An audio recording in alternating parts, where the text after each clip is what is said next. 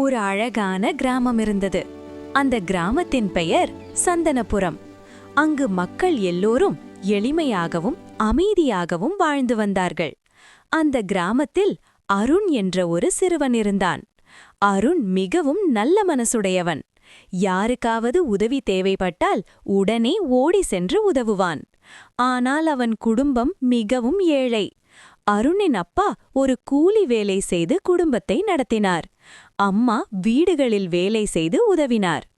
அருண் பள்ளிக்கு செல்லும் முன் காலையில் பால் விநியோகம் செய்து சிறிது பணம் சம்பாதிப்பான். அவன் எப்போதும் ஒரு விஷயம் மட்டும் நினைப்பான். நான் நல்லா படிச்சு பெரியவனாகி என் அம்மா அப்பாவை சந்தோஷமாக வைக்கணும். ஒரு நாள் காலை வழக்கம் போல் அருண் பால் கொடுக்க போய்க் கொண்டிருந்தான்.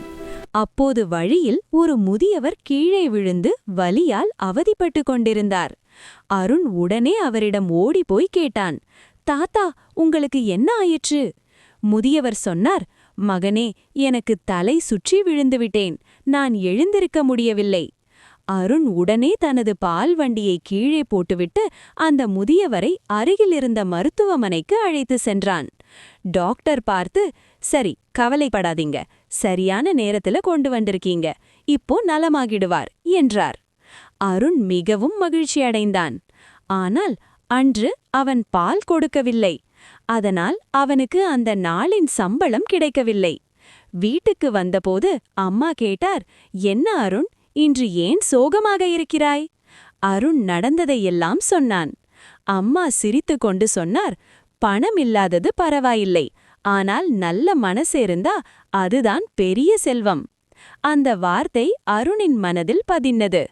சில நாட்கள் கழித்து ஒரு நாள் பள்ளியில் அறிவிப்பு வந்தது. இந்த வருடம் மாவட்ட அளவில் தேர்வு நடக்கிறது. முதல் இடம்பெறும் மாணவருக்கு முழு கல்வி உதவித்தொகை வழங்கப்படும். அருண் மிகவும் முயற்சி செய்தான். இரவு பகல் பாராமல் படித்தான். முடிவு நாள். அனைவரும் பள்ளியில் கூடியிருந்தார்கள்.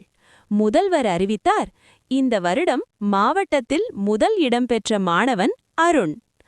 அனைவரும் கைதட்டினர். அருணின் கண்களில் கண்ணீர் வந்தது, மகிழ்ச்சியின் கண்ணீர்.